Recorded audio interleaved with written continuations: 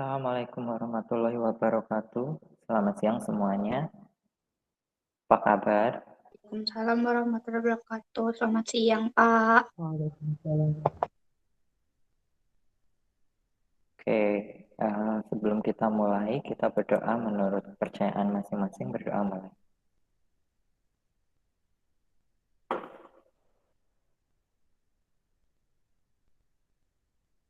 Doa selesai. Gimana kabarnya kemarin habis liburan? Udah refresh belum?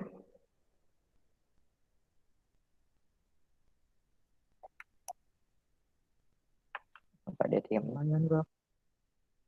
Belum. Belum refresh? Emang nggak ini, apa namanya? Nggak, maksudnya ngapain di rumah gitu? Kegiatan. Enggak ngapa-ngapain, Pak. Tetap dihantuin tugas. Masih ada tugas ya liburan ya? Banyak, Pak. Kuliah ada Tambah pas pusing. liburan enggak toh? Tambah pusing. Ada beberapa, Pak. Ya kalau dulu sih saya kalau banyak tugas biasanya bikin jadwal ya, jadi punya jurnal sendiri. Nah, itu namanya time log. Time log itu misalnya kalian beli jurnal, misalnya jurnalnya itu bentuknya kayak kalender. Di situ ada tanggal-tanggalnya. Nanti kalian bisa tulis di situ jadwal-jadwalnya yang akan atau harus kalian lakukan misalnya. Atau setelah kalian melakukan kegiatan juga bisa ditulis di situ. Jadi nanti bisa dilihat, dievaluasi untuk melakukan kegiatan tersebut kalian itu perlu waktu berapa jam sih. Terus nanti kalau misalnya kalian misal 1 bulan ngelakuin itu nanti bisa dilihat lagi sebenarnya 1 bulan itu kalian itu ngapain aja, apakah banyak waktu luang yang dilakukan sia-sia, apa kalian memang produktif. Bisa aja kalian ngerasa pusing atau ngerasa wah banyak banget yang harus kulakuin, tapi ketika setelah kalian tulis ternyata sebenarnya nggak banyak yang harus kalian lakuin, cuman kalian itu kayak terlalu memikirkannya, cuman kayak mengundur-mundur hal-hal yang memang kalian harus kerjakan. Itu sih kalau pengalaman saya ketika kuliah. Oke, tanpa kita basa-basi lagi dan mengulur waktu, kita masuk ke teori atau materi yang baru di hari ini, itu tentang pendugaan parameter. Di sini, menurut saya untuk pendugaan parameter ini tidak terlalu ribet ya nanti perhitungannya. Bentar, saya share dulu.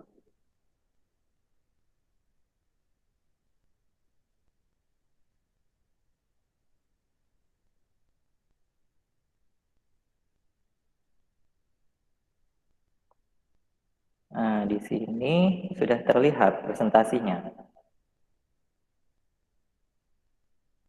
Sudah, Pak. Sudah terlihat belum? Oke. Sudah, Pak. Saya sambil minum ya. Oke, pendugaan parameter.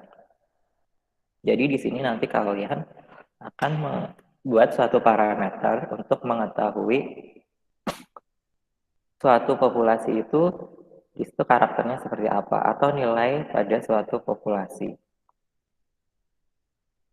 Nah, pada materi hari ini itu kita akan mempelajari tentang penduga yang baik, penduga titik, penduga interval, lalu juga ada pendugaan parameter populasi dengan sampel besar dan pendugaan parameter populasi dengan sampel kecil. Untuk pendugaan parameter populasi dengan sampel besar itu yang lebih dari 30. Kalau untuk pendugaan parameter populasi dengan sampel kecil itu yang kurang dari 30. Di sini seperti biasa, untuk menduga sesuatu dan mendapatkan parameter dari pendugaan tersebut, itu kita akan melibatkan yang namanya sampling. Jadi, kita dalam mengukur sesuatu itu tidak harus menggunakan populasinya, karena kita tahu populasinya itu sangat banyak. populasi itu sangat banyak. Nah, bisa disederhanakan dengan menggunakan sampling atau mengambil sampel. Nah, di sini ini populasi misalnya adalah kotak yang ada di sini atau N besar. Populasi di sini disimbolkan dengan N besar. Nah, sampelnya itu adalah lingkaran yang ada di dalamnya. Jadi, sampel itu adalah bagian dari populasi yang akan kita ambil. Di sini pendugaan parameter untuk populasi itu dilambangkan dengan theta, sedangkan untuk sampel itu pendugaan parameternya dilambangkan dengan theta topi. Nah, nanti kita akan mencari theta topinya. Di sini untuk populasi rata-ratanya yaitu mu, lambda kecil, dan kita mengenal nanti proporsi atau P. Sedangkan untuk sampel itu simbolnya untuk rata-ratanya X bar, lalu simpangan bakunya S, dan proporsinya P topi.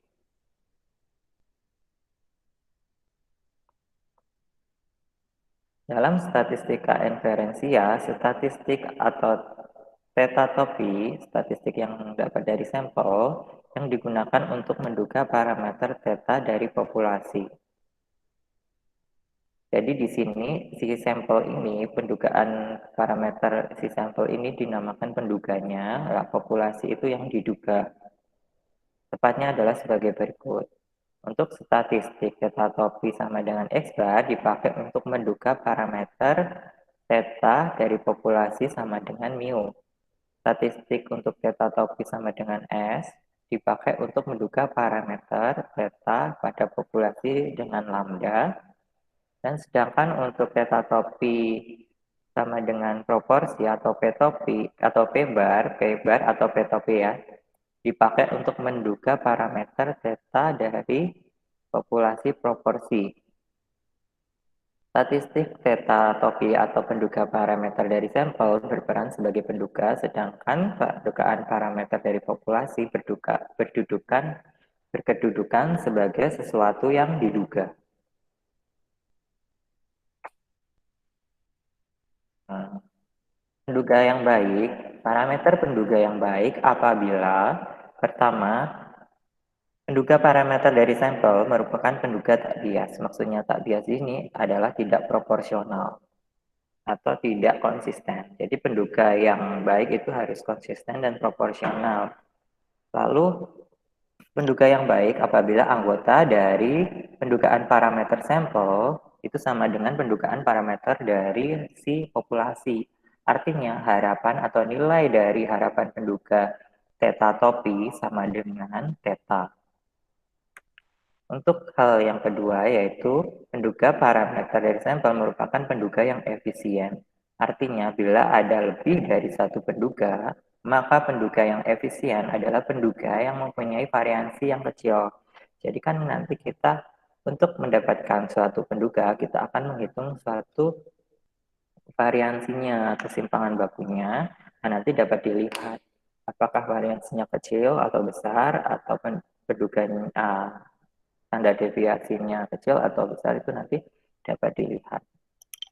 Di mana variansi ini kan adalah variasi dari persebaran data yang ada pada percobaan statistik. Semakin dia homogen atau semakin variansinya kecil, datanya itu menyebarnya tidak terlalu luas, itu semakin bagus untuk dijadikan penduga parameter. Lalu, penduga parameter sampel merupakan penduga yang konsisten. Artinya, bila sampel yang diambil makin besar, maka nilai dari penduga parameter dari sampel akan semakin mendekati nilai dari pendugaan parameter dari populasi. Nah, semakin besar sampel yang diambil itu akan semakin mendekati distribusi normal.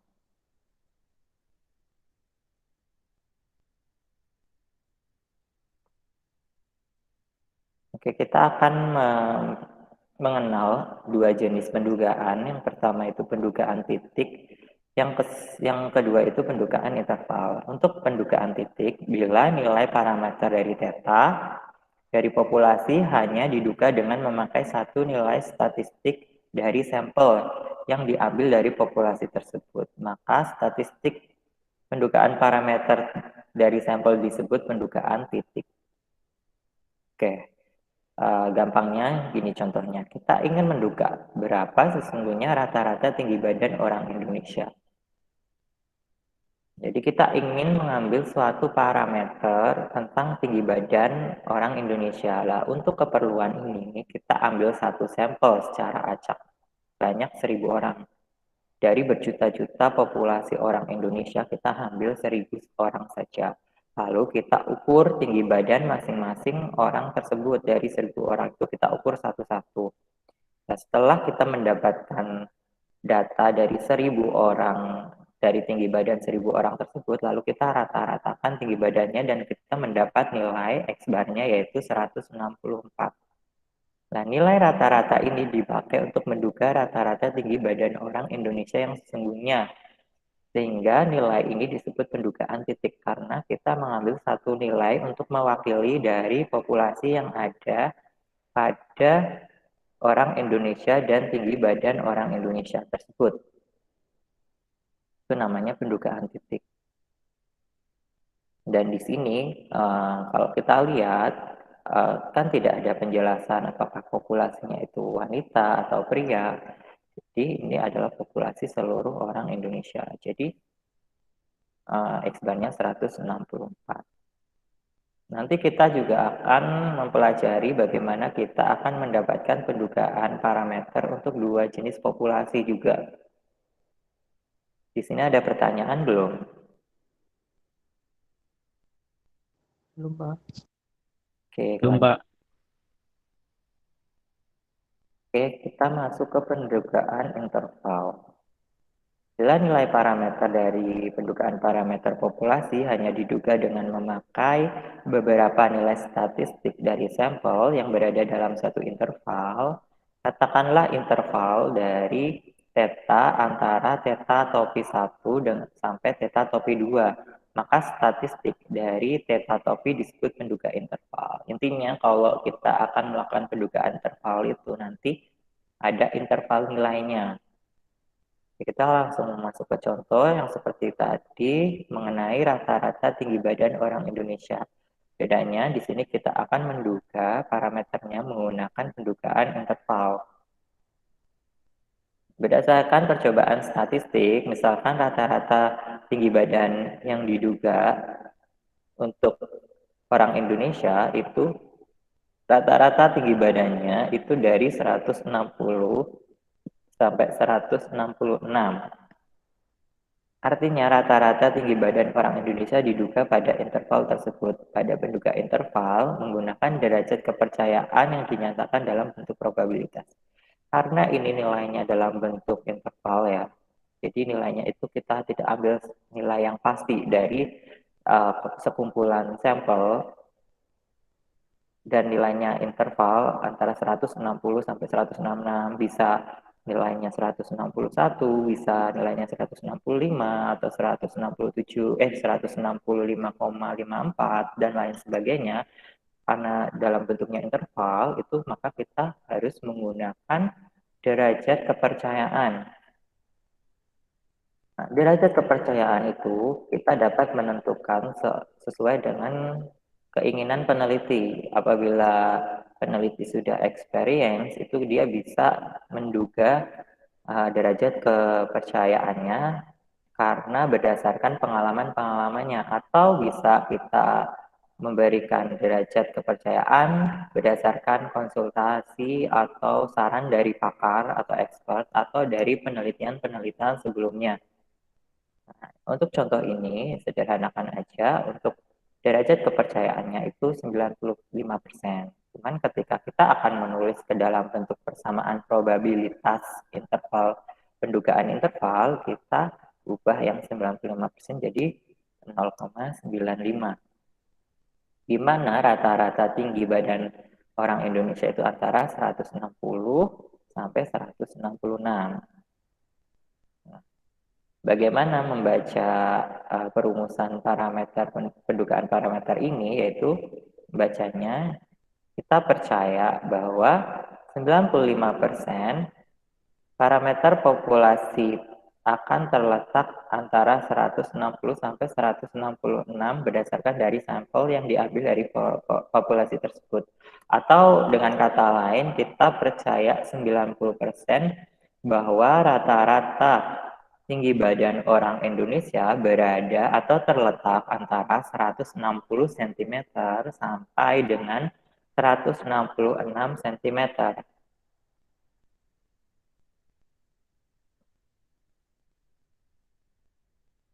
Nah, untuk apa sih pendugaan parameter sebenarnya? Pendugaan parameter ini nantinya akan digunakan untuk suatu informasi mengenai misalnya kalau tinggi badan.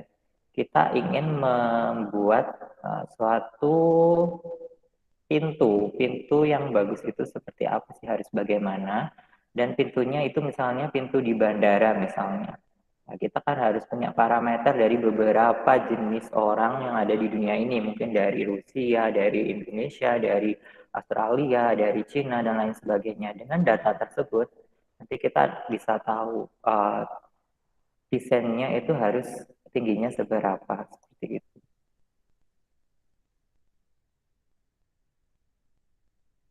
Itu adalah salah satu cara untuk misalnya untuk mendesain pintu misalnya menggunakan pendukaan parameter. Banyak sekali cara yang kita lakukan, parameter-parameter yang kita dapatkan untuk mendesain sesuatu. Ya kalau di ergonomi ya kalian mesti kan ada persentil 95, persentil 90 dan lain sebagainya. Itu cara yang lain.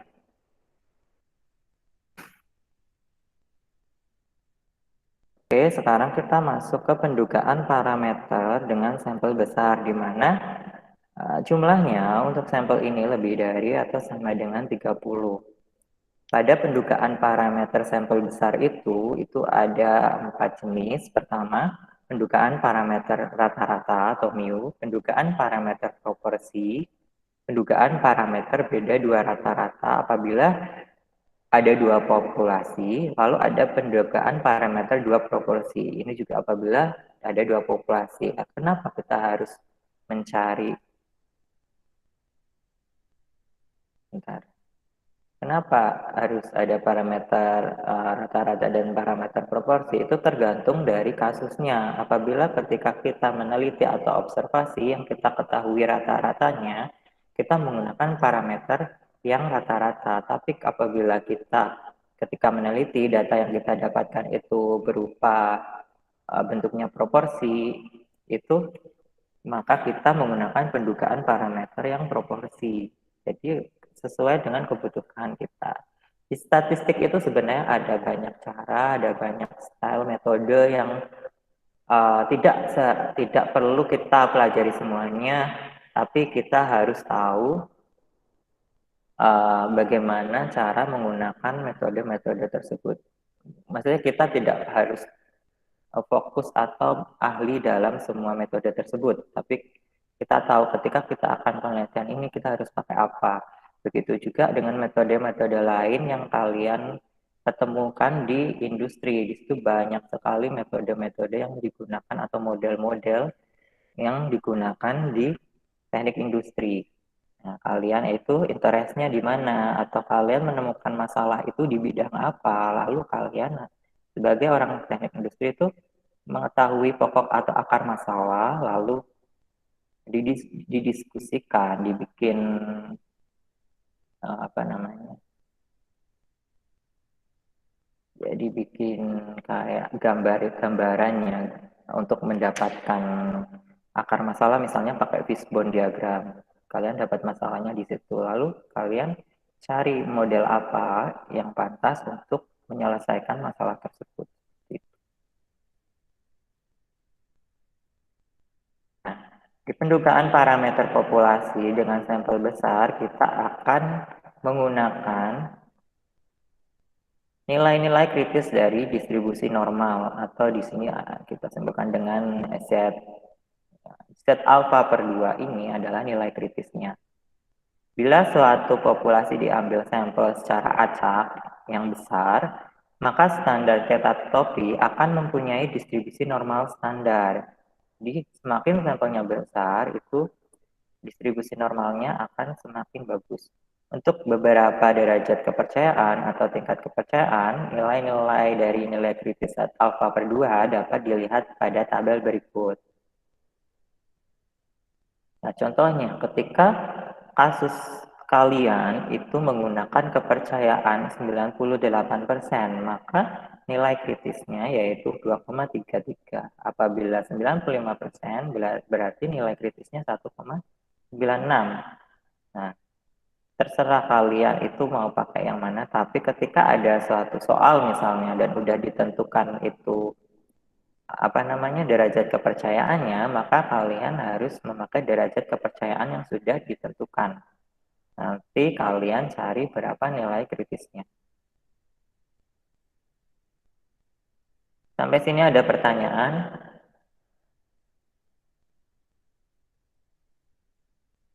Lanjut, Pak. Berarti itu yang mempengaruhi derajat kepercayaan atau derajat kritis, Pak? Apa sama aja sih itu, Pak?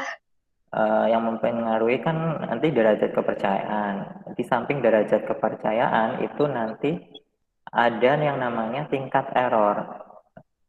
Tingkat error itu alfanya. Kalau derajat kepercayaan, misal sesuatu yang sempurna itu mesti dinilai 100%. Nah, derajat kepercayaan ini adalah percaya kebenarannya. Sedangkan tingkat error adalah kesalahannya. Misal di sini derajat kepercayaannya 90%, berarti tingkat errornya atau alfanya adalah sisa dari penghitungan derajat kepercayaan. Misalnya kalau dia 100%, kalau 1 atau 100% itu adalah kesempurnaannya, berarti 100 dikurangi 95. Jadi sisanya itu adalah tingkat kesalahannya, yaitu 5%. Nah, alfa yang ada di sini ada tingkat errornya itu adalah si 5% tersebut, sedangkan derajat kepercayaannya si 95% ini. Seperti itu. Ini nanti juga akan mempengaruhi ketika kalian menghitung pendugaan parameter.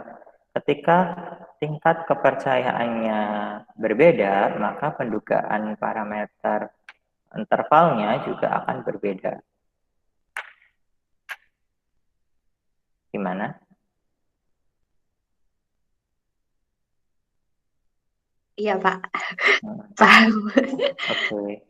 Dan biasanya kalau di penelitian-penelitian, banyak penelitian itu mereka menggunakan derajat kepercayaan 95%. Pakai ini sih biasanya. Kita lanjut. Kita akan mencoba untuk mempelajari tentang pendugaan parameter untuk yang mu atau rata-rata. Nah, di sini sebenarnya kan untuk pendugaan parameter perumusannya yang ada di bawah ini. Nah, di sini itu perumusan ini sebenarnya dapat dari mana? Ya dari kemarin ketika kita mempelajari tentang distribusi normal. Makanya kita belajar distribusi normal dulu, terus kita belajar distribusi sampel dulu, baru kita nanti masuk ke pendugaan parameter. Nah, oke, ini kita pecah dulu jadi beberapa bagian agar kalian nggak pusing. Jadi di sini kita pecah yang ini untuk rumusnya sama yang sebelah sini.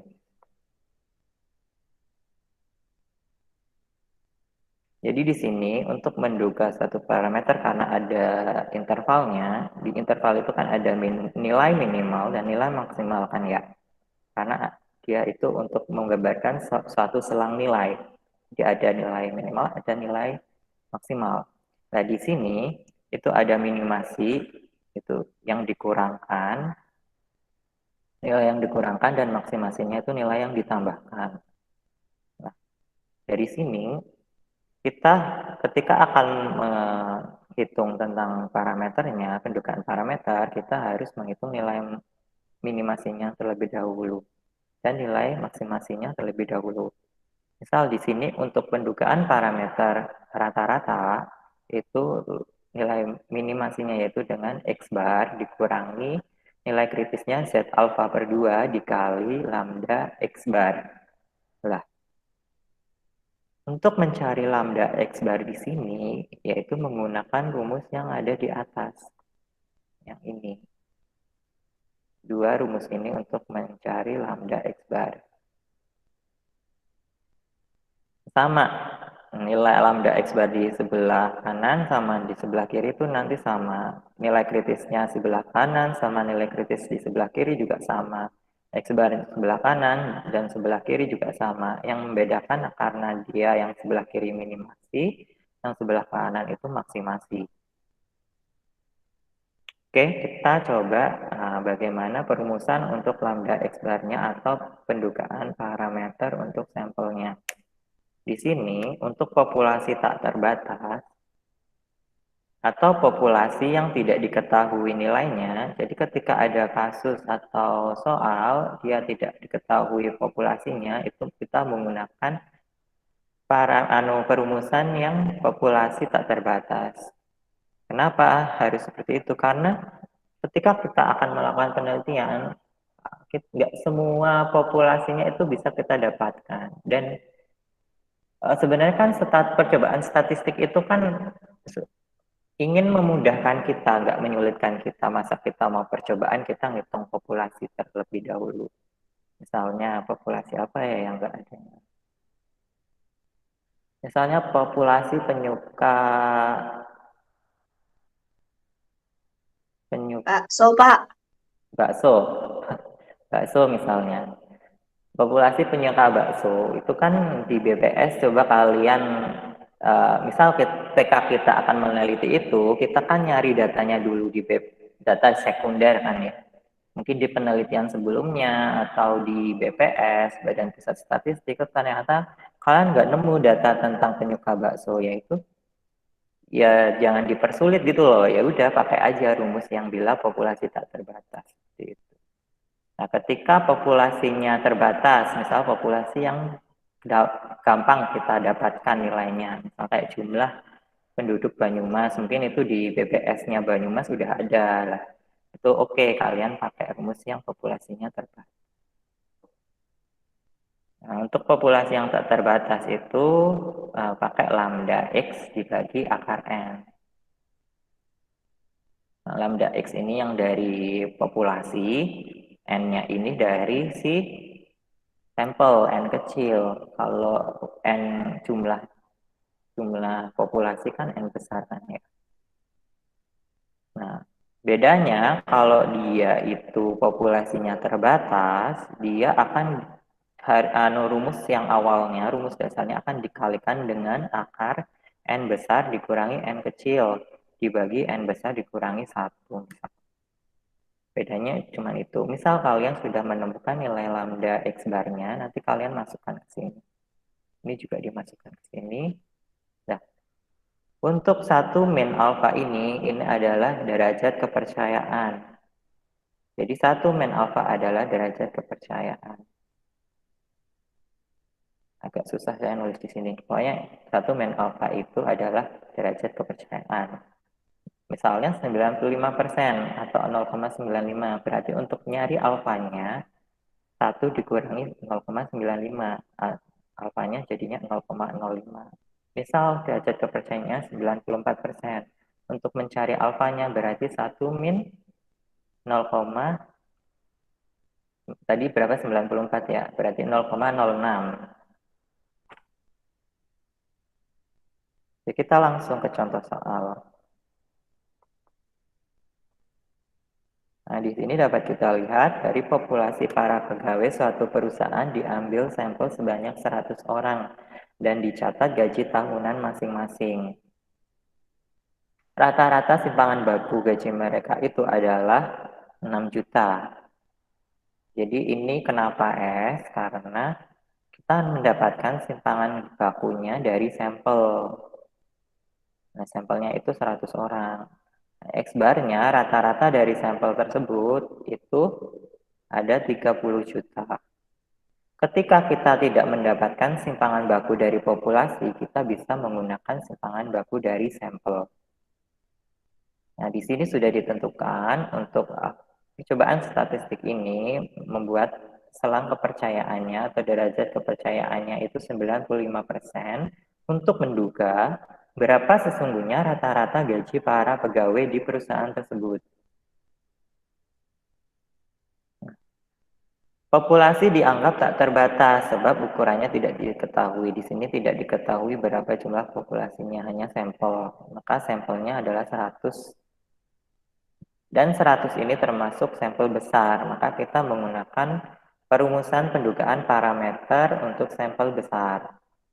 Karena dia jumlahnya lebih dari 30.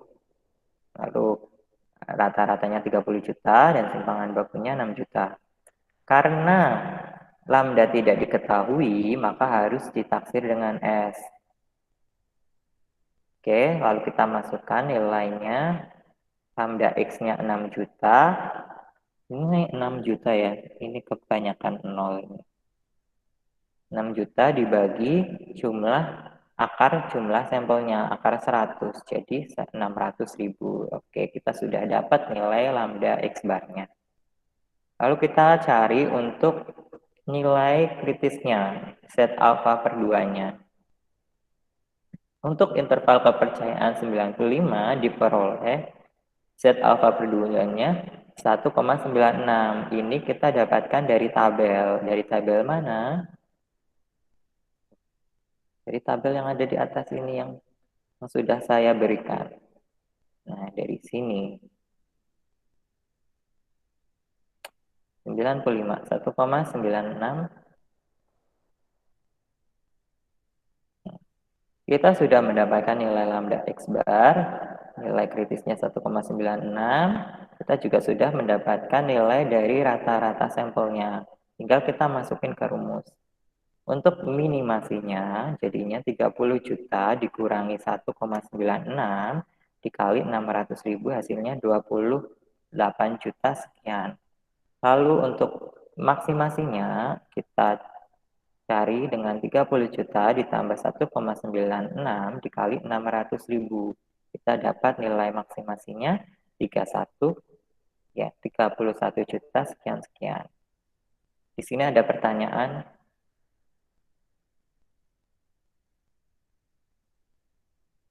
Berarti itu ngitungnya nggak pakai Excel, Pak? Nggak pakai Excel nggak apa-apa. Kalau mau pakai Excel juga nggak apa-apa. Kalau pakai Excel kayaknya rumusnya rumit ya, Pak? Enggak kok, sederhana. Kalau kalian sudah tahu dasarnya Excel, Excel itu sebenarnya bisa untuk perhitungan apapun. Perhitungan matematis, juga perhitungan yang lain. Yang kayak Excel itu sebenarnya bisa apa aja sih? Asal kalian tahu apa namanya, dasar dari perhitungan itu bagaimana. Linear programming juga bisa. Tapi kalau pakai Excel kan lama kan ya.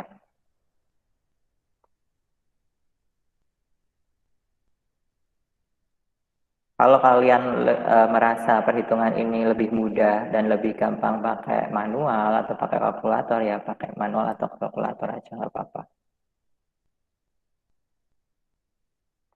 Oke, nah lanjutan jawabannya. Jadi interval kepercayaan 95% untuk rata-rata gaji tahunan yang sesungguhnya dari para pegawai di perusahaan tersebut adalah, nah, ini perumusan intervalnya yang tadi kita dapatkan. Untuk probabilitas pendugaan parameter rata-rata gaji pegawai itu antara 28 juta sampai 31 juta dengan syarat derajat kepercayaannya atau tingkat kepercayaannya 0,95 atau 95%. Atau dapat kita katakan dengan kesimpulan yang lain. Kita percaya 95% bahwa rata-rata gaji tahunan yang sesungguhnya dari para pegawai di perusahaan itu berkisar antara 28 juta sampai dengan 31 juta satu tahunnya. Itu contoh untuk yang pendugaan parameter untuk rata-rata. Sekarang kita masuk ke pendugaan parameter proporsi.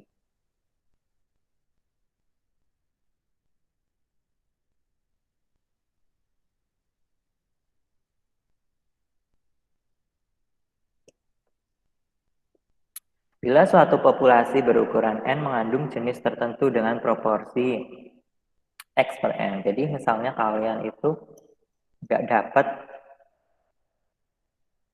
dapat jumlah rata-ratanya di kasus. Tapi kalian dapatnya adalah jumlah orang yang terlibat atau orang yang sebagai subjeknya. Sebagai subjeknya yang telah melakukan misalnya. Contohnya ya kayak misalnya kayak soal-soal kemarin kalau ada proporsinya. Misal kita ambil 300 sampel. Dari 300 sampel itu ternyata kita nggak dapat rata-ratanya, tapi kita dapat dari 300 sampel itu kita dapat kalau ada 200 orang itu menyukai game Mobile Legends misalnya.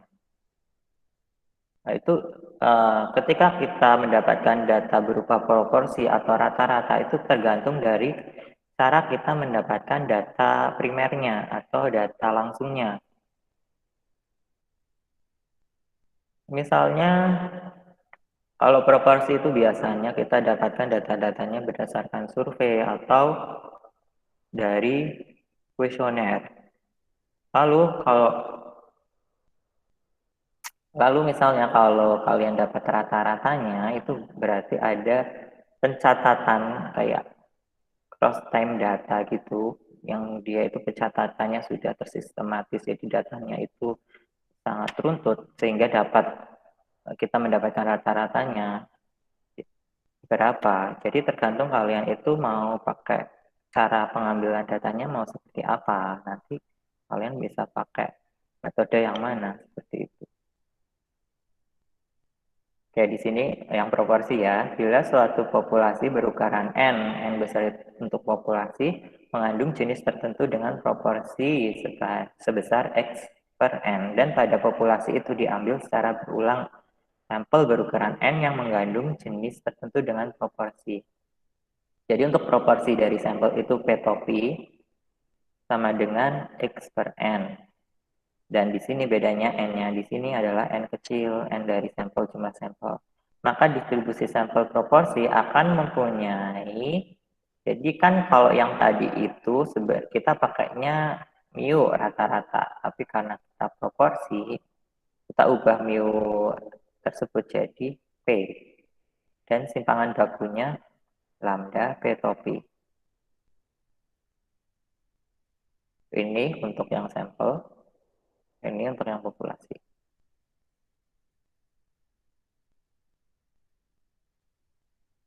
Seperti yang tadi di populasi itu ada yang tak terbatas dan terbatas. Populasi tak terbatas apabila nilainya tidak diketahui, populasi terbatas apabila nilainya diketahui. Saya izin ke toilet bentar ya. Sudah nggak tahan soalnya. Bentar.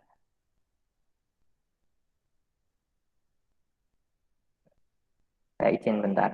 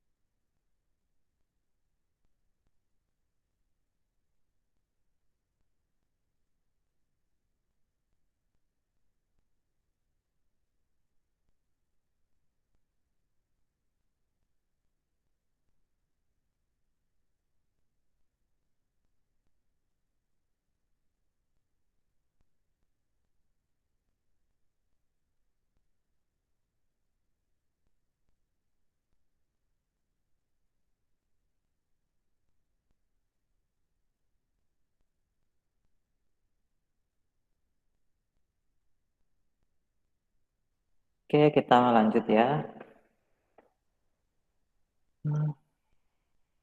Mana? Oh iya, sampai sini. Sama kayak yang tadi untuk perhitungannya, cuman beda di rumusnya aja karena kita pakainya proporsi. Untuk proporsi, lambda P-nya atau lambda dari proporsi sampelnya itu akar P topi kali 1 min P topi dibagi N.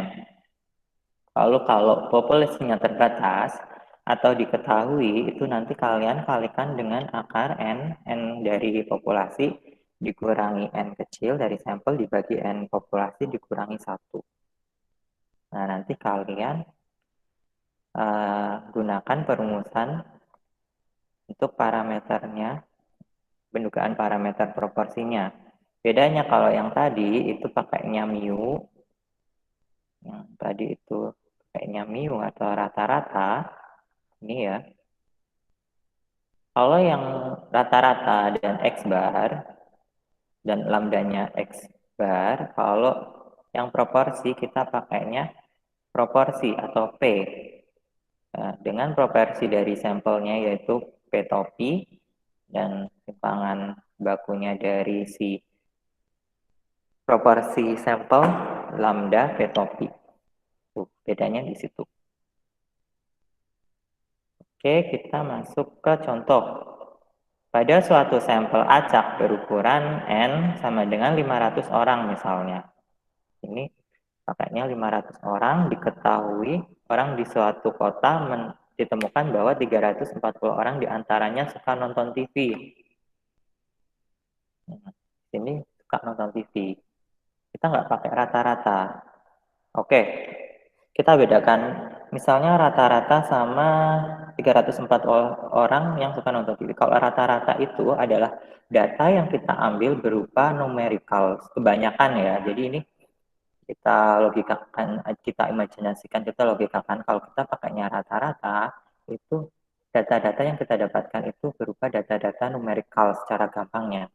Tapi kalau datanya berupa ordinal misalnya atau nominal, misalnya nominal itu kayak data-data yang kita cuma tahu misal pria atau wanita misalnya itu nominal. Kalau ordinal, ordinal itu yang ada tingkatannya misalnya kayak sangat setuju, tidak setuju dan lain sebagainya atau SMP, SMA, SD, kuliah, S2 dan lain sebagainya itu kan tingkatan itu masuk ke ordinal.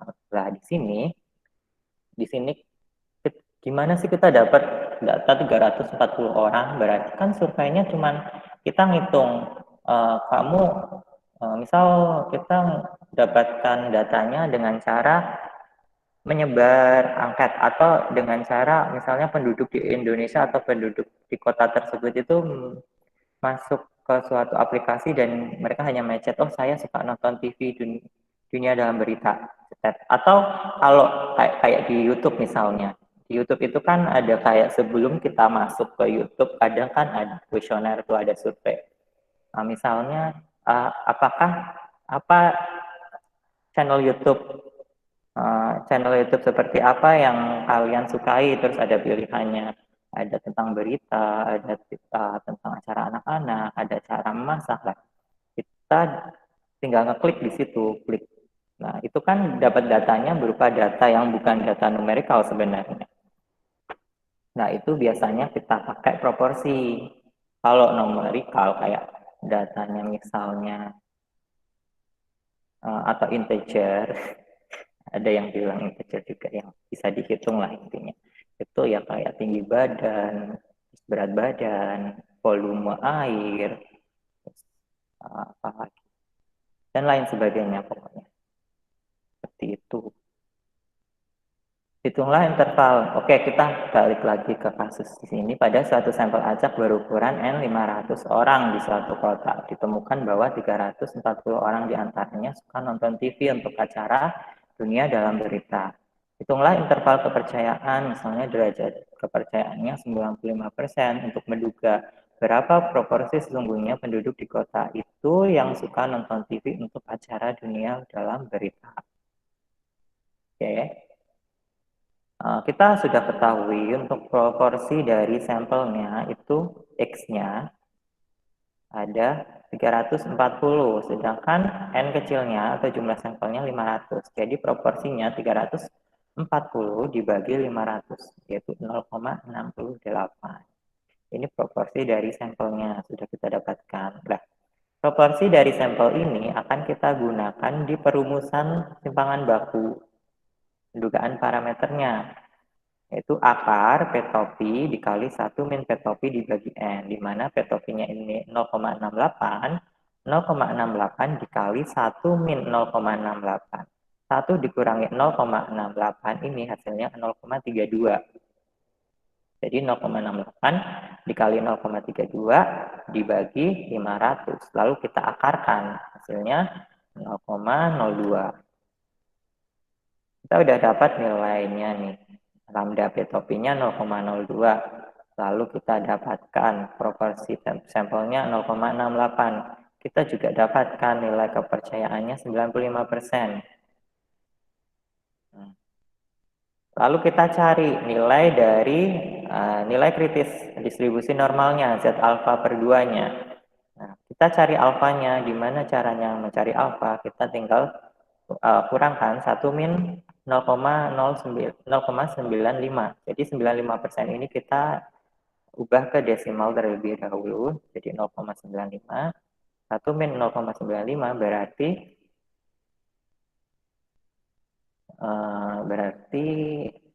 0,05 kan ya. Alfanya itu 0,05. Atau kita sebenarnya ada cara untuk membaca tabel distribusi normal yang seperti kemarin. Kalau kalian membaca atau menyimak video yang kemarin.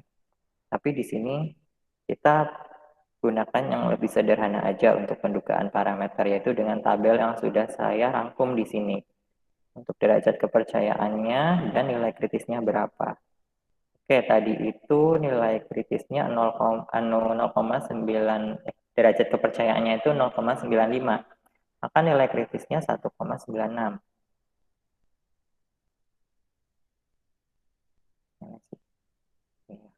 Oke. Jadi untuk nilai kritisnya 1,96 dikali dengan simpangannya 0,02. Lalu 0,68 dikurangkan dengan hasil dari 1,96 kali 0,02. Hasilnya 0,641. Itu untuk nilai minimasi. Lalu maksimasinya nilainya 0,719. Dapat disimpulkan bahwa 95% proporsi penduduk di kota tersebut yang suka nonton TV untuk acara dunia dalam berita antara 64,1% sampai dengan 71,9%. Nah, untuk perumusan pendugaan parameternya ini.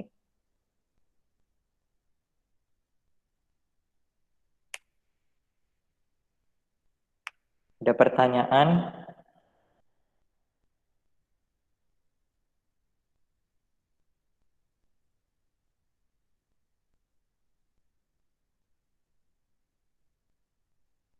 Ada pertanyaan belum?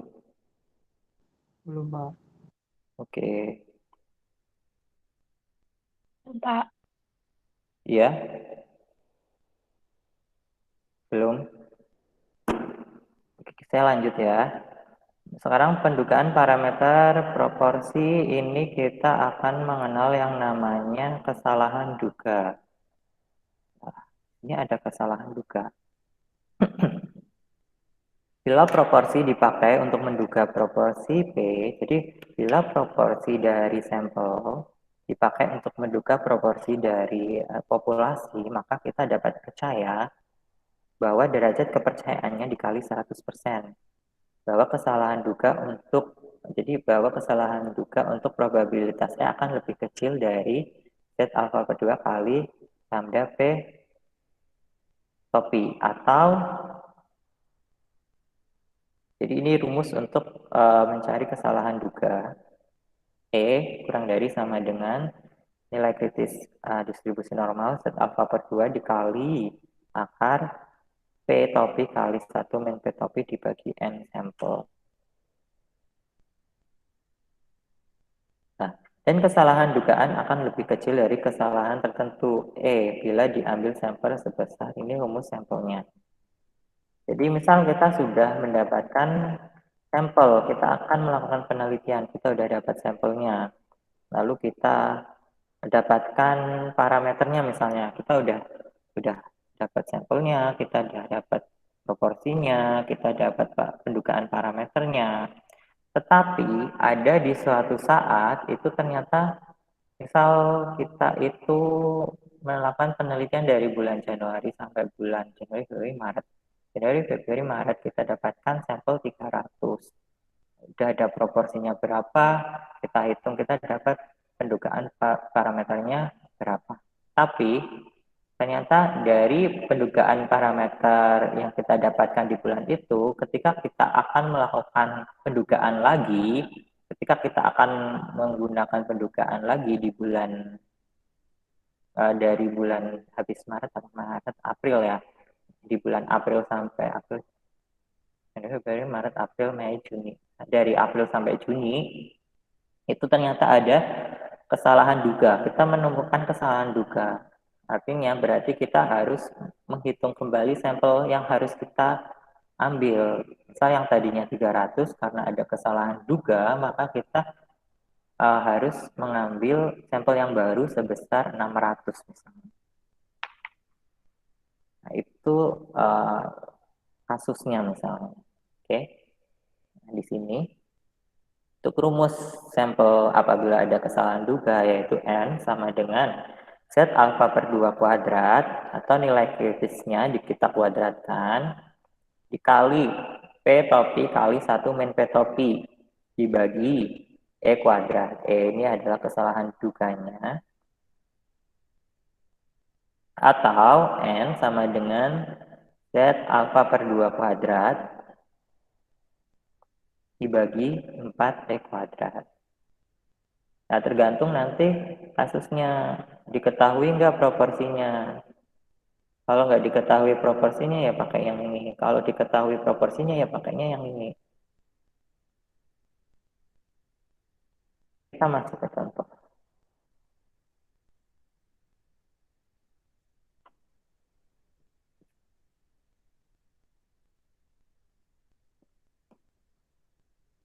Pada suatu sampel acak berukuran N 500 orang di suatu kota ditemukan bahwa 340 orang diantaranya suka nonton TV untuk acara dunia dalam berita ini sama aja. Berapa banyak sampel yang harus diambil di kota itu jika diinginkan pendugaan P meleset kurang dari 0,03?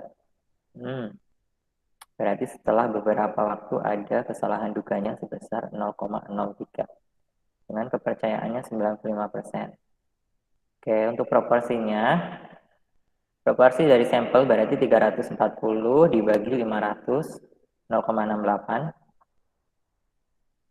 Kesalahan duganya 0,03, E-nya, E kecilnya, dan nilai kritisnya 1,96. Kita lihat dari tabel berdasarkan derajat kepercayaannya.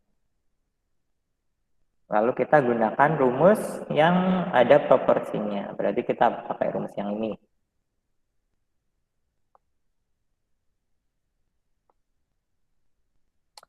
Oke, nilai kritisnya 1,96 kita kuadratkan dikali dengan P dikali dengan 1 min P 0,68 dikali 0,32 dibagi dengan nilai kesalahan duganya 0,03 kuadrat. Hasilnya 929 orang. Jadi setelah ada kesalahan pendugaan, itu ternyata sampel yang harus kita ambil dari yang tadinya 500 menjadi 929.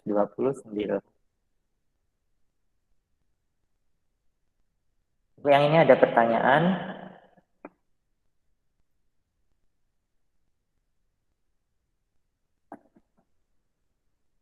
Gimana? Ada pertanyaan nggak? Kesalahan buka.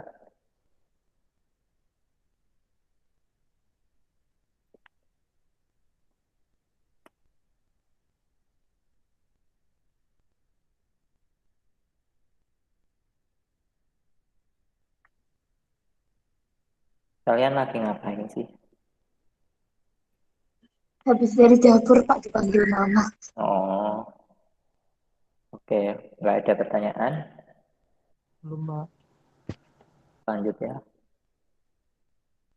Belum. Tugas kalian ada nggak yang disuruh nyebarin kuesioner macam-macam, ngambil data? Ada, Pak. Ada? Enggak. Belum ya? Belum. Paling nanti. Kayaknya yang ergonomi itu menganalisa, kan keadaan juga lagi kayak gini, Pak. Jadi cuma bisa dianalisa-analisa aja. Belum Hmm, terjun langsung. analisa apaan? Ekonomi. Beban kerja, terus kegiatan-kegiatan kerja, terus bikin itu yang panah-panah, yang apa ya namanya, peta kerja. Beban, masih beban kerja yang belum masuk ke desain ergonomi ya? Apa udah? Belum, Pak. Masih ke itu sih, yang tahap-tahap kerja gitu-gitu. Dulu juga dulu kalau saya itu ada praktikum ekonomi ya, terus disuruh desain tapi berdasarkan perhitungan workload pekerja seseorang, atau ketika kita ingin membuat suatu alat bantu kerja misalnya, itu kita harus mengetahui beban kerja dari pegawainya kayak gitu kan. Itu dulu saya itu ngumpulin datanya kayak satu hari itu ada 2 shift mereka, berarti satu hari 2 kali pengumpulan data, dan itu datanya diambil misal 30 kali sebulan, 30 hari berarti. Itu kita ngamatin setiap mereka kerja satu shift, misal kerjaan mereka ini deh apa kayak tukang tukang bangunan untuk proses pengangkatan batu bata misalnya. Kita lihat workloadnya. Satu satu shift itu mereka bisa berapa batu bata sih yang diangkat misalnya, kayak itu sih gampang-gampangnya.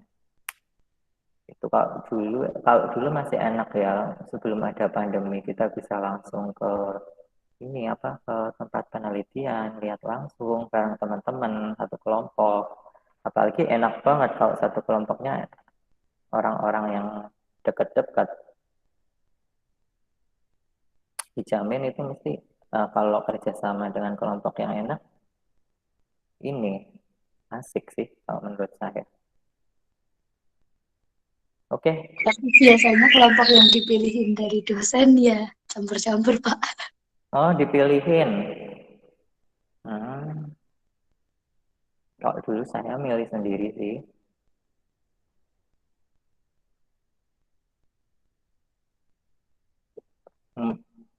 Sebenarnya dosen itu mungkin ada tujuannya ya, kenapa mereka memilih acak kelompoknya ya, biar yang mungkin kalau yang males-malesan kalau mau sekelompok sama yang rajin bisa ikut rajin.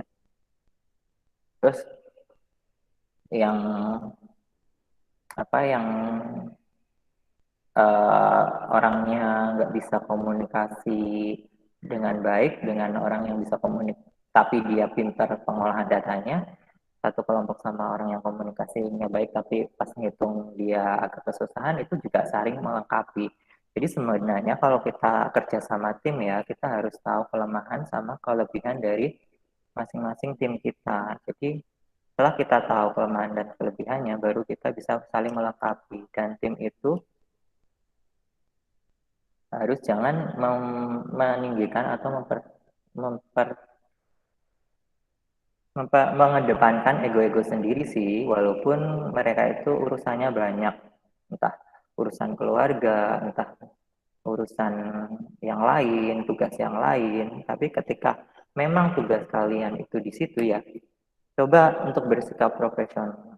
Di sini kan kita masih kuliah nih, masih bisa segala kesalahan itu masih bisa ditolerir kalau kita masih bekerja, masih kuliah, masih belajar. Jadi kita bisa belajar dulu gimana kita bisa jadi pribadi yang nantinya ketika kita bekerja itu pribadi yang bagus.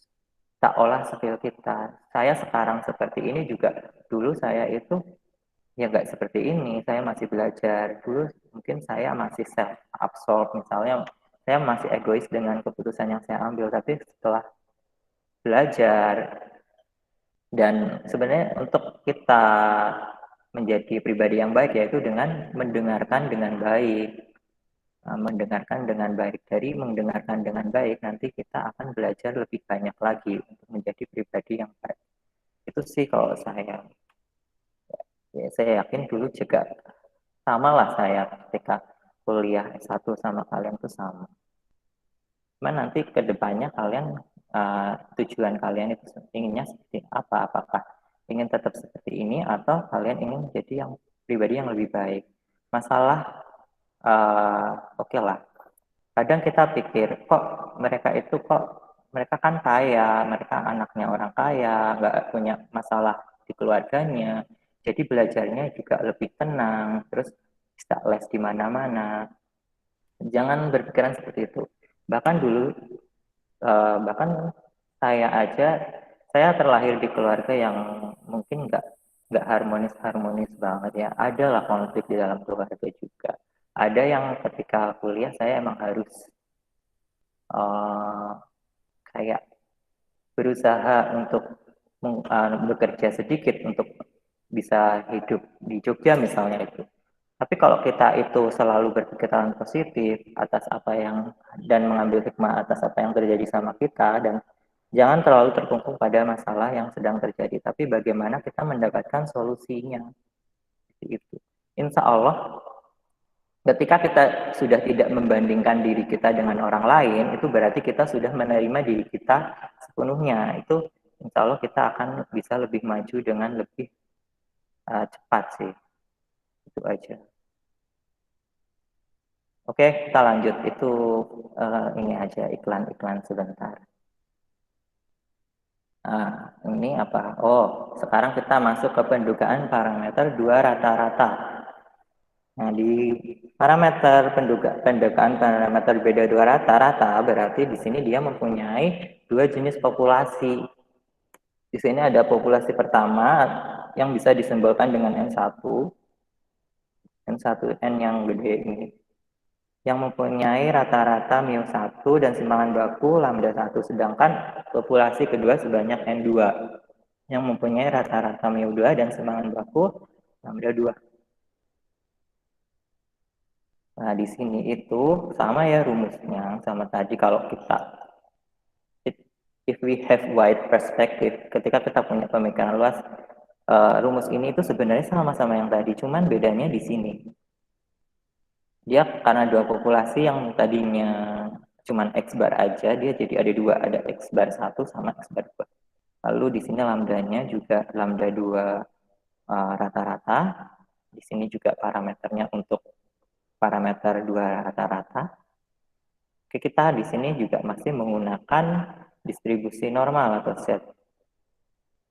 Nah, untuk yang derajat kepercayaannya, kita masih sama pakainya 1 min alfa. Nah, yang beda nanti juga di rumus ininya, rumus simpangan bakunya, lambda X1, X bar 1 min X bar 2.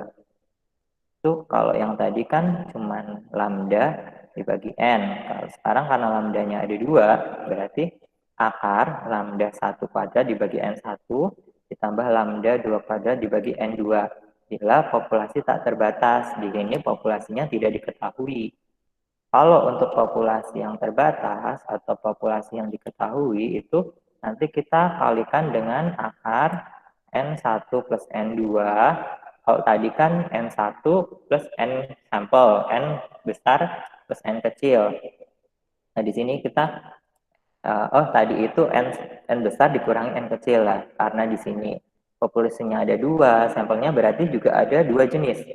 Berarti akar N1 plus N2 dikurangi N1 kecil plus N2 kecil dibagi N1 min N2 dikurangi 1.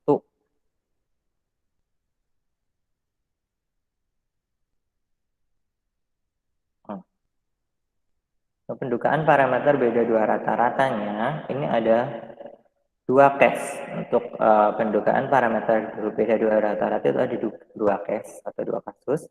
Yang pertama, bila lambda 1 dan lambda 2 kuadrat itu diketahui dan nilainya sama, jadi lambda 1 kuadrat dan lambda 2 kuadrat itu nilainya sama, itu sama dengan lambda kuadrat. Maka simpangan baku distribusi sampel beda dua rata-rata menjadi seperti ini. Yang tadinya dia lambda 1, lambda 2-nya beda karena sama, dia simbolnya jadi ini, lambda kali akar 1 plus N1 plus 1 per N2. Oke. Terus bila, ini case yang kedua, bila lambda 1 kuadrat dan lambda kuadrat tidak diketahui, ya udah tidak diketahui, terus lambda 1 kuadrat tidak sama lambda kuadrat, maka ini nanti lambdanya kita pakainya simpangan baku untuk yang sampel, jadi S1 kuadrat dan S2 kuadrat.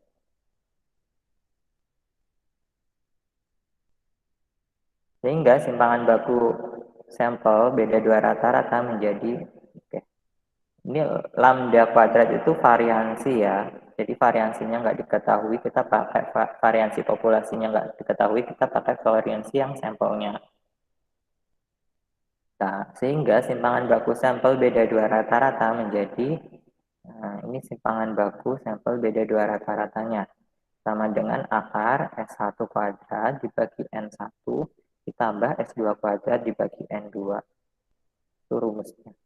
Jadi antara nanti kita lihat terlebih dahulu kasusnya, apakah dia masuk ke case yang 1 atau masuk ke case yang 2.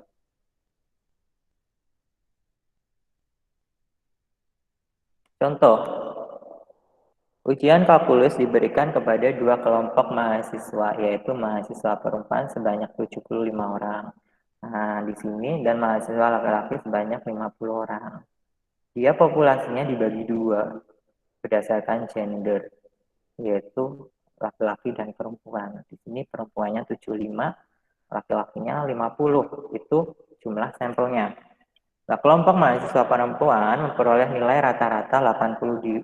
Ini rata-rata nilainya untuk si perempuan. Simpangan bukunya 8. Sedangkan kelompok mahasiswa laki-laki mempunyai nilai rata-rata 76. Dan simpangan bakunya 6. Ternyata lebih pintar anak perempuannya ya di kelas ini misalnya. Nah, bila MIU1 menyatakan rata-rata ujian kelompok mahasiswa perempuan dan MIU2 menyatakan rata-rata nilai ujian kelompok mahasiswa laki-laki, buatlah interval kepercayaan 96% lah.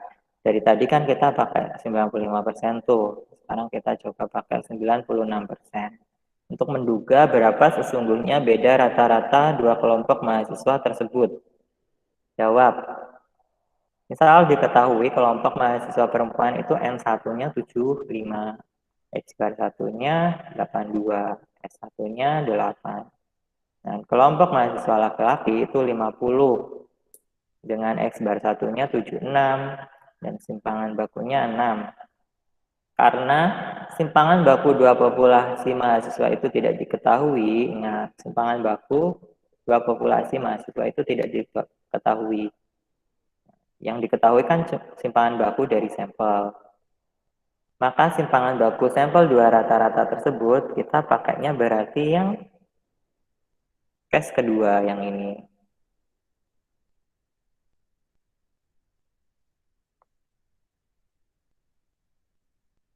Oke, kita masukkan untuk simpangan baku beda dua rata-rata. Sama dengan akar S1 kuadrat dibagi N1 ditambah S2 kuadrat dibagi N2 sama dengan akar 8 kuadrat dibagi 75 ditambah 6 kuadrat dibagi 50 sama dengan 1,254. Nah, ini kita sudah dapatkan nilai simpangan bakunya. Lalu kita masukkan ke rumusnya. Rumus perumusan pendugaan parameter. Penduga untuk lambda 1, lambda 2 adalah X bar 1 dan X bar 2. Ingat, kalau yang sampel itu penduga, untuk yang populasi itu yang diduga. Untuk interval kepercayaan 96% berarti nilai kritisnya yaitu 2,05. Dapat dari mana ini nilainya? Ya dapat dari tabel yang tadi. Sehingga diperoleh ini selisih dari X bar 1 dan X bar 2. 82 dikurangi 76 dikurangi karena minimasi ditambah karena maksimasi. Dikurangi nilai kritisnya 2,05 dikali 1,254. Hasilnya 3,429. Itu nilai minimasinya, dan untuk nilai maksimasinya yaitu 8,571.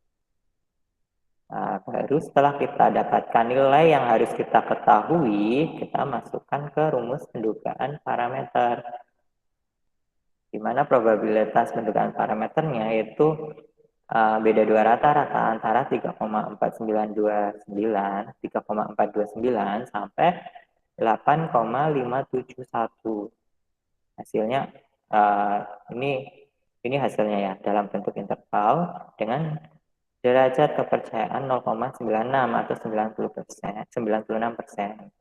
Artinya kita percaya 96% bahwa nilai rata-rata ujian kalkulus dari dua kelompok mahasiswa, yaitu mahasiswa laki-laki dan perempuan, itu terletak antara 3,429 sampai 8,571. Kalau dilihat dari intervalnya, ini ranknya berarti variansinya gede. Kenapa variansinya besar? Karena ranknya itu besar, ranknya. Jadi dari nilai 3 sampai yang nilainya 8.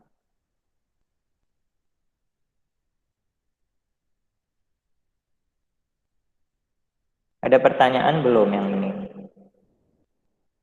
Ini harus pendugaan parameter dua rata-rata.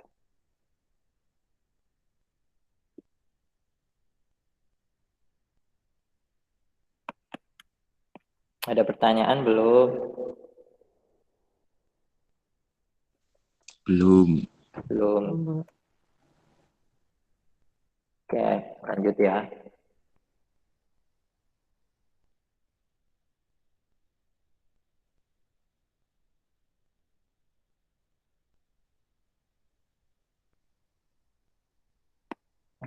Pendugaan parameter dua proporsi. Ini masih sampel kecil, belum sampel besar. Apabila mempunyai dua populasi, populasi pertama memiliki proporsi ya seperti tadilah. Kalau proporsi itu seperti apa ya? Nanti ada nilai X-nya dibagi dengan jumlah populasinya misalnya. Misal proporsi 1 ya X1 min N1. Proporsi 2 X2 per N2. Itu apabila nanti ada dua jenis populasi. Lalu untuk sampelnya berarti ya P1 topi sama dengan X1 dibagi N1. Lalu untuk proporsi sampelnya yang kedua ya P topi 2 sama dengan X2 dibagi N2. Nah, untuk beda dua proporsi, simbolnya seperti ini, P topi 1 min P topi 2. Nah, di sini, ini perumusan pendugaan parameternya dalam bentuk interval. Ada nilai minimasinya, ada nilai maksimasinya. Ini ada derajat kepercayaannya. Oh, ini untuk rumus bila populasi tak terbatas atau tidak diketahui jumlah populasinya. Lalu ini untuk rumus apabila populasinya terbatas, bila populasinya diketahui.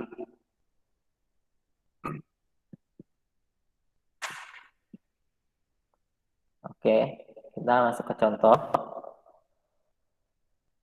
Suatu survei diadakan terhadap pengunjung Pekan Raya Jakarta. Untuk itu diambil dua kelompok sampel. Sampel pertama adalah pengunjung untuk ibu-ibu sebanyak 500 orang, dan ketika mereka ditanya sebanyak 325 orang menyatakan puas dengan pameran di Pekan Raya Jakarta. Jadi kan di sini mereka ambil sampel ibu-ibu sama bapak-bapak. Ibu-ibunya sampelnya 500, bapak-bapaknya 700. Lalu dari survei yang kita lakukan atau yang mereka lakukan, ternyata 325 orang ibu-ibu puas dan 400 orang bapak-bapak juga puas. Nah, di sini buatlah interval kepercayaan 95% untuk menduga berapa sesungguhnya beda dua populasi pengunjung yang pas dengan pameran di Pekan Raya Jakarta.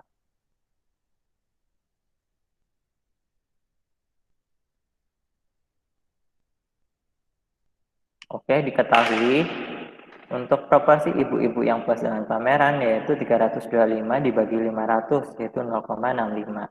Sedangkan proporsi bapak-bapak yang puas dengan pameran berarti 400 dibagi 700 sama dengan 0,57. Dua populasi pengunjung dianggap tidak terbatas karena nggak diketahui jumlah populasinya. Yang tadi itu cuma jumlah sampel. Maka diperoleh, ini rumusnya, akar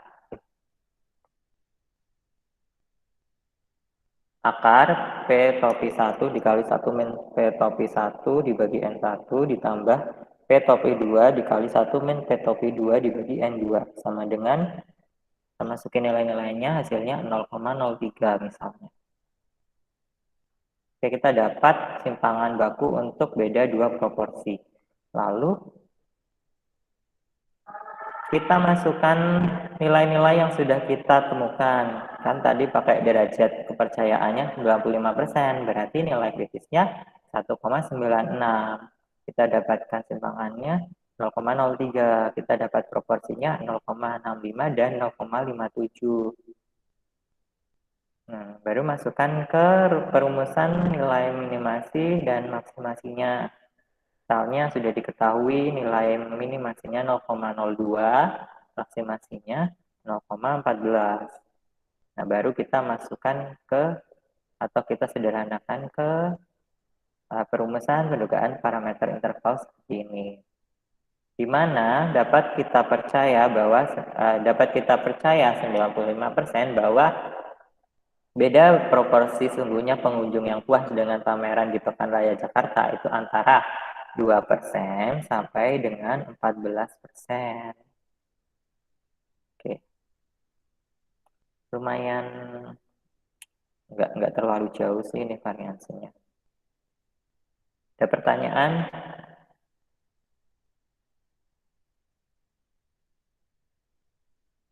Belum, kita masuk ke pendugaan parameter populasi dengan sampel kecil. Nah, di sini pendugaan parameter populasi dengan sampel kecil lumayan berbeda dengan pendugaan populasi dengan sampel besar. Di sini sampel berukuran kecil yaitu N kurang dari 30. Jadi dilihat-lihat soalnya dia itu sampelnya berapa jumlahnya. Apakah kurang dari 30 atau lebih dari 30. Oke. Dan nanti distribusinya juga beda. Kalau distribusi dengan sampel kecil, dia pakainya distribusi student atau distribusi T. Jadi kita nanti pakai T-tabel, distribusi T-tabel. Nah, untuk mendapatkan nilai T-tabel itu ada parameternya yaitu derajat kebebasan atau theta. Theta yang di sini beda sama theta yang pendugaan parameter ya. Dan luas daerahnya sebesar alfa atau alfa. Alfanya ini nilainya dari 0,25, 0,2, 0,15, 0,1, 0,05, 0,025, 0,001, 0,005. Dan derajat kebebasannya itu antara 1 sampai tak terhingga. Oke, kita masuk ke pendugaan parameter rata-rata dengan sampel kecil.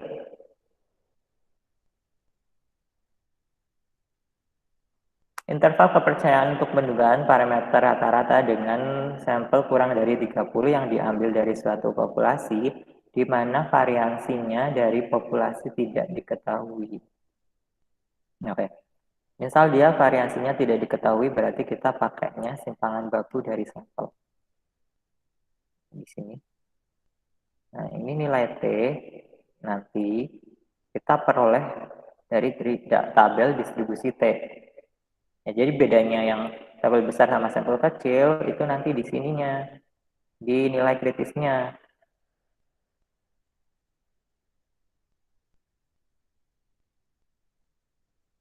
Oke, bila populasi tak terbatas atau tidak diketahui nilai N-nya, maka lambda X bar sama dengan S dibagi akar N, Kalau populasinya terbatas, berarti S dibagi akar N dikali dengan akar N populasi dikurangi N sampel dibagi N populasi kurangi 1.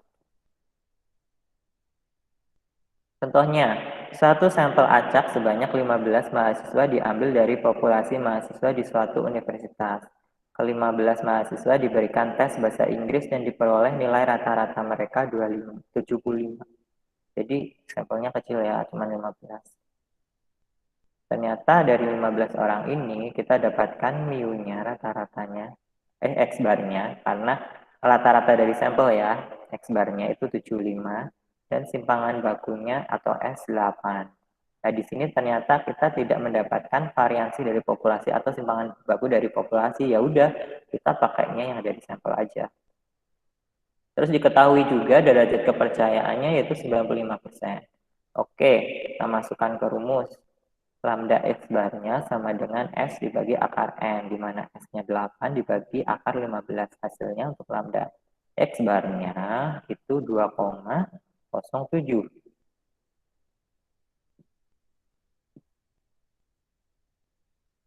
Lanjutan jawaban. Jadi, sudah kita dapatkan lambda X barnya. Lalu kita cari T tabel, nilai T tabelnya. Kita ketahui tadi itu 95% derajat kepercayaannya, maka alfanya 5%. Seperti tadi ya, perhitungan gimana kita dapat alfa 5%. Rumus derajat kepercayaan itu kan 1 min alfa. Untuk mendapatkan alfa berarti tinggal 1 dikurangi 95%. 1 dikurangi 0,95, hasilnya 0,05%, 0,05 atau 5%. Nah, setelah itu 5% ini kita nominalkan deh biar gampang, jadi 0,05. Baru kita masukkan ke alfa per 2. Jadi kan T tadi kan kita untuk mendapatkan nilai T tabel itu kita harus mengetahui nilai parameternya, yaitu alfa per 2 dan derajat kebebasannya atau theta. Nah, berapa alfa per 2-nya? Yaitu tadi 0,05 dibagi 2 hasilnya 0,025. Tetanya berapa? Tetanya ya, ini rumusnya. N min 1. N itu sampelnya. Sampelnya berapa tadi? 15. 15 dikurangi 1. Hasilnya 14. Oke. Jadi dua parameternya sudah kita temui nih. Ada 0,025 dan 14. Lalu dapat 2,145 itu dari mana? Ya dari tabel. Bentar saya nyari tabelnya dulu. Oke, tabel.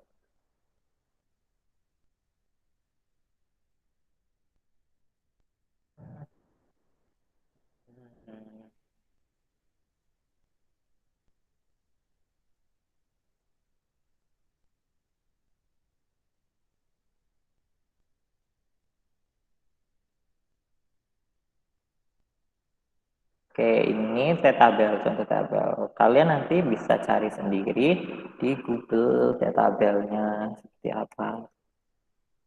Oke, tadi itu T-tabel, nilai alfa per 2-nya. Nilai alfa per 2-nya berapa? 0,025, berarti ini ya.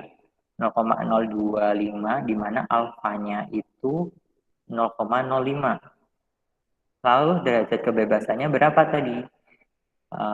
N min 1. N-nya berapa? 15. 15 dikurangi 1 berapa? 14. 14. Kelihatan nggak nilainya di sini? Berapa, ayo? Ke Kelihatan, tabelnya. Berapa? kelihatan. Yang mananya? Titik persentase distribusi T. Iya, berapa? Dengan derajat kebebasan 14 dan alfa 0,05. 14. 2,144 Pak. Iya. Oh, yang itu. Ini ya, 2,14479. Nah, nanti tergantung kalian itu disuruh membulatkan berapa digit di belakang koma. Misal, 4 digit, berarti 2,1448. Atau 3 digit, 2,145. Oke, kita balik ke presentasinya.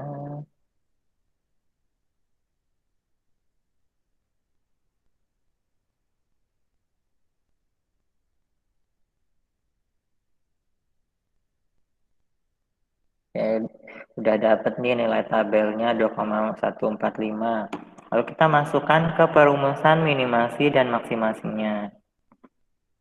Ya tadi udah diketahui X-barnya, nilai kritisnya, terus simpangan bakunya, tinggal dicari minimasinya, hasilnya 70,6, maksimasinya 79,4.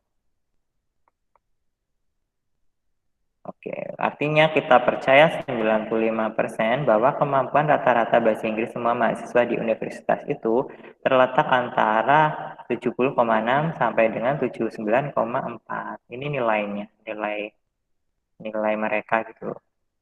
Berarti baik ya, tergolong baik. Antara 70 sampai 79.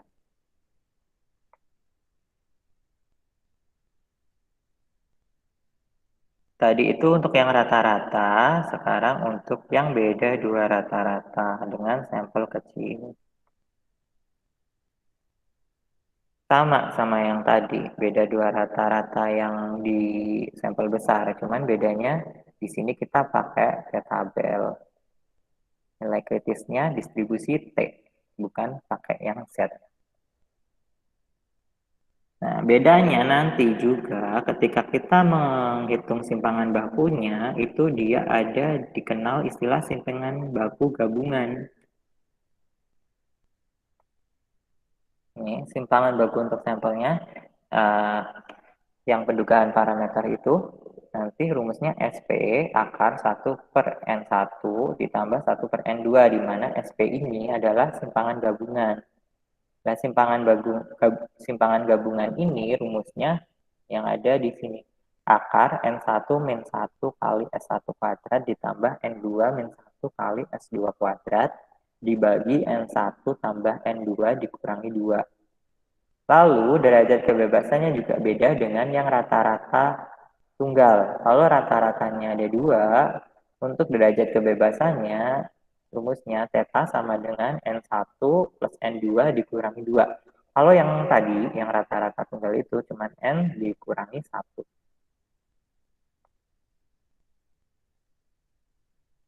Oke, kita lanjut. Di sini ada case-nya juga. Apabila variansi kedua populasi tidak sama besar, jadi variansi 1 dan variansi 2 itu tidak sama besar, tidak sama, dan kedua variansi diketahui nilainya, maka interval kepercayaan untuk parameter dua populasi berubah menjadi seperti berikut.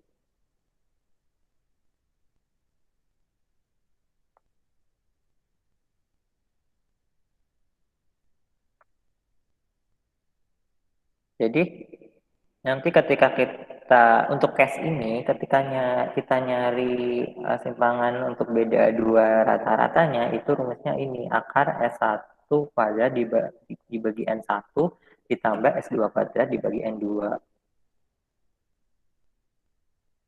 Kalau di sini kan tadi ada simpangan bakunya, simpangan gabungannya. Kalau case yang ini, karena diketahui nilainya dan variasi 1, variasi 2 itu sama, kita pakainya rumus ini. Terus derajat kebebasannya, cara nyarinya juga seperti ini. Beda sama yang tadi, beda sama yang atas. Yang atas lebih sederhana ya, yang bawah ini lebih banyak rumusnya. Oke, kita masuk ke contoh soal. Seorang dosen ingin membandingkan hasil belajar mahasiswa dalam mata kuliah kalkulus di suatu universitas berdasarkan dua metode mengajar yang dipakai. Untuk itu dibuat dua kelas, yaitu kelas A dan kelas B. Ini kurang B nih. Di kelas A terdiri atas 12 mahasiswa yang diajar dengan metode baru setelah diadakan tes. akhir semester untuk mata kuliah kalkulus itu ternyata mahasiswa di kelas A memperoleh nilai rata-rata 85 dengan simpangan baku 4. Sedangkan mahasiswa B memperoleh nilai rata-rata 81 dengan simpangan baku 5. Ternyata kelas A itu nilainya lebih tinggi daripada kelas B karena kelas A itu menggunakan metode pembelajaran yang baru misalnya. Lalu kita disuruh membuat interval kepercayaannya yang 80% untuk menduga beda kemampuan mahasiswa dalam mata kuliah kalkulus yang diajarkan dengan dua metode tersebut di universitas. Diasumsikan bahwa dua populasi mempunyai distribusi mendapati normal dan variansinya sama. Oh, ini case-nya variansinya sama. Coba kita lihat. Ini kan kalau variansinya nggak sama, berarti kita nggak pakai rumus ini. Berarti kita pakai yang atas ini, karena variansinya sama.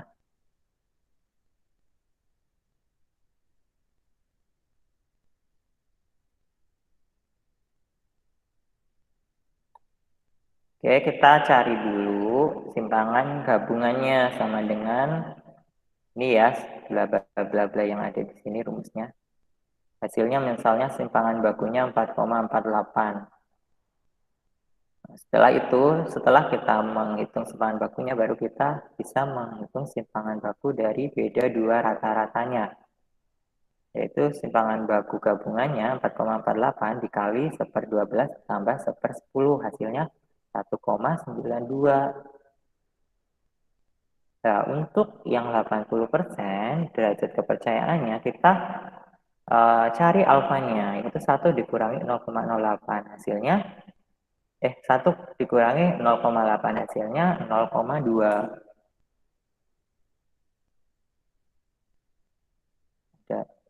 Ada bunyi sesuatu. Sambil saya lanjutkan, kita sambil absen ya. Bentar.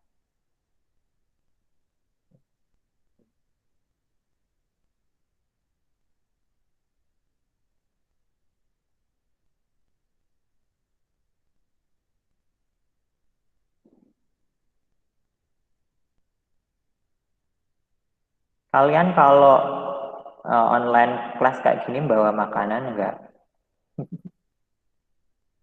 Tergantung, Pak. Tergantung. Enggak, Pak. Apalagi puasa ya hari Kamis ya.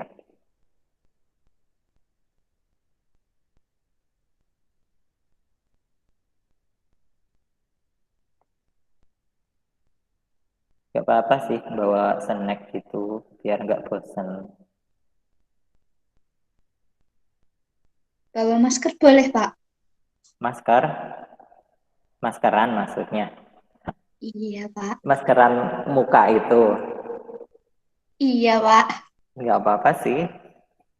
Siap, Lagian kan Pak. saya nggak wajib harus nyalain video.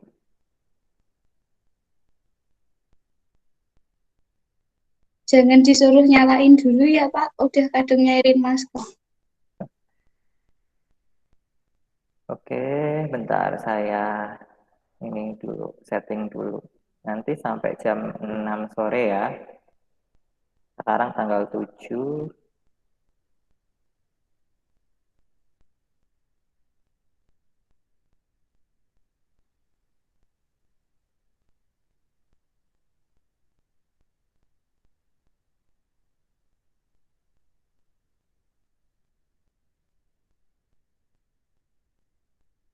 Passwordnya.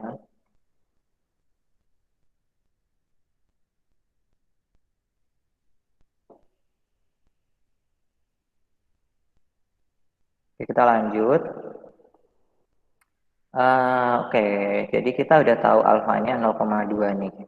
Nah, kita dapat alfa 0,2. Berarti kalau alfa per 2, kan T alfa per 2 itu berarti 0,2 dibagi 2, jadi 0,1. Lalu di sini tetanya, derajat kebebasannya berarti N1 plus N2 dikurangi 2. 12 ditambah 10 dikurangi 2. Hasilnya 20. Nanti membaca tabelnya sama kayak yang tadi ya, untuk yang tabel T. dengan T 0,1 dan 20. Hasilnya 1,325. Oke, habis itu kita masukkan yang nilai-nilai yang sudah kita ketahui tadi dari nilai kritis distribusi T-nya, derajat kebebasan sama simpangan baku beda dua rata-ratanya, lalu X rata-rata sampel 1 dan rata-rata sampel 2 ke rumus minimasi dan maksimasinya. Kita hitung, kita dapatkan nilai minimasinya 1,456, nilai maksimasinya 6,544. Nah, kalau kita masukkan ke intervalnya. Jadi kalau di sini, kalau kita baca berarti kita percaya 80% bahwa kemampuan mahasiswa dari kelompok 1 dan kelompok 2 mempunyai perbedaan sekitar 1,4 sampai 6,5 atau itu nilainya ya, berarti nilai sekitar nilai 1 sampai nilai 6. Berarti ya kurang ya kalau dilihat di sini. Maksudnya nilainya 6 sama paling rendah 1. Berarti perlu ada metode pembelajaran baru biar nilai mereka lebih bagus lagi misalnya. Oke, itu aja ilmu yang kita dapatkan hari ini. Ada pertanyaan?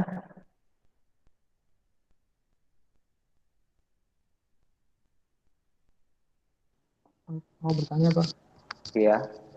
apakah materi ini nanti di UAS-nya juga keluar banyak, ya, Pak? Oh iya, kayaknya keluar di UAS. Soalnya besok saya sebenarnya kepingin ada kuis sih sebelum UAS. Jadi kuisnya itu buat kalian latihan dulu aja. Jadi insya Allah kuisnya itu nggak jauh-jauh dari UAS. Jadi ketika kalian latihan di kuis, nanti pas lagi UAS kalian bisa ngerjain lebih cepat gitu. Karena kan UAS itu waktunya lebih terbatas kan ya daripada kuis. Insya Allah. Karena saya kalau bikin kuis di LMS biar kalian dapat nilainya setiap orang beda itu kan sebenarnya ketika kita masukkan ke LMS itu kayak ada logikanya gitu loh. Kayak ada codingnya gitu, jadi agak susah sih memasukin rumus logikanya. Dan belum selesai, makanya nanti kalau udah siap saya membuat kuisnya nanti saya berikan ke kalian buat latihan dulu. Oke? Nah, kemarin itu kuis apa bukan, Pak? Yang mana? Kemarin kayaknya sempat ada tugas ya, Pak? Yang di LMS ya? Yang hitung-hitung, iya itu kuis. Oh. Cuman kan kemarin skornya nggak kelihatan di preview ya. Coba besok saya skornya kelihatan di preview, jadi kalian bisa tahu skor kalian masing-masing apakah kalian ngerjainnya udah benar atau belum kayak gitu ya. Cuman jawaban benarnya nggak akan saya cantumkan, cuman skornya aja. Lagian juga itu apa namanya, setiap orang nilainya juga beda-beda. Ya, ada pertanyaan lagi?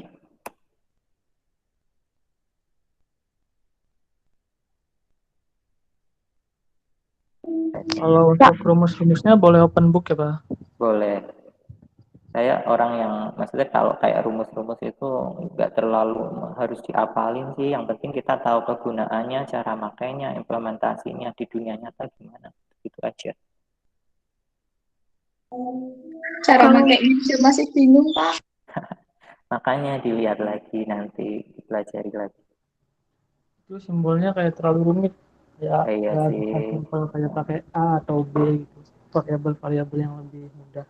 Ini dasarnya sih, jadi ya emang banyak rumus. Tapi nanti kalau kalian udah kayak statistiknya, udah kayak statistik industri misalnya, itu nggak terlalu banyak rumus, karena akan lebih kayak gimana kalian mengambil keputusan untuk menggunakan suatu metode dan representasi dari hasil analisis kayak gitu loh.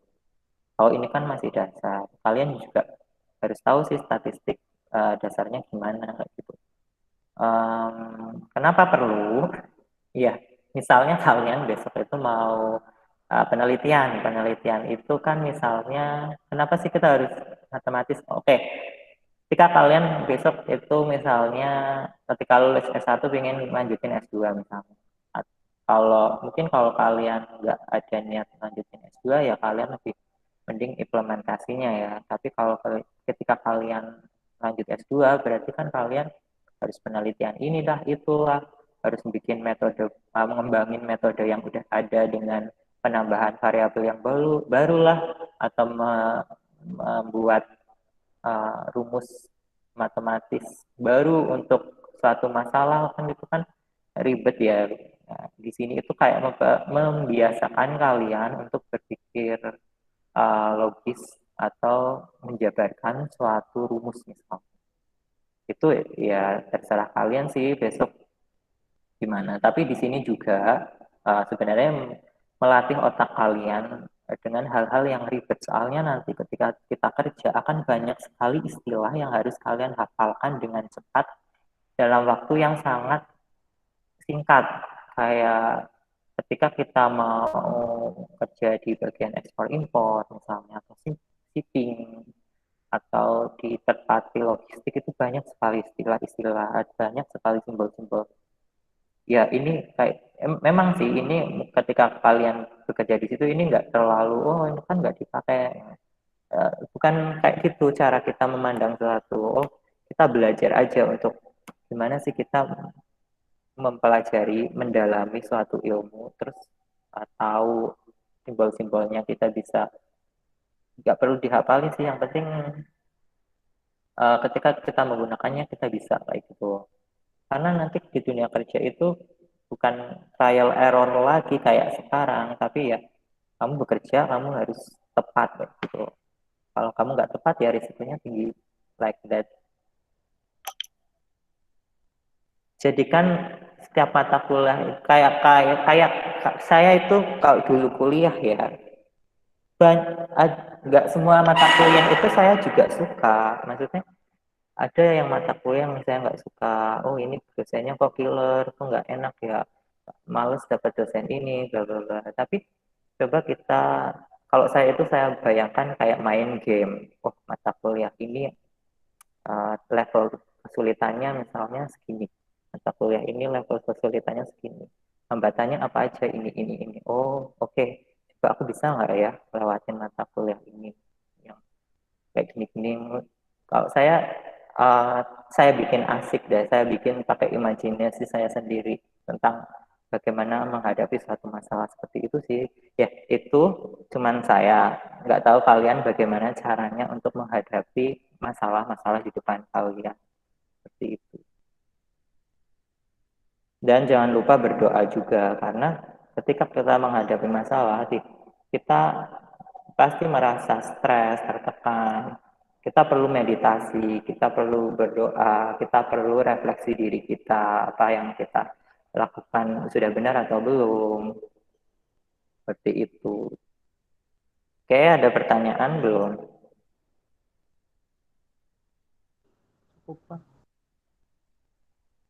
Gimana? Jangan lupa absen ya.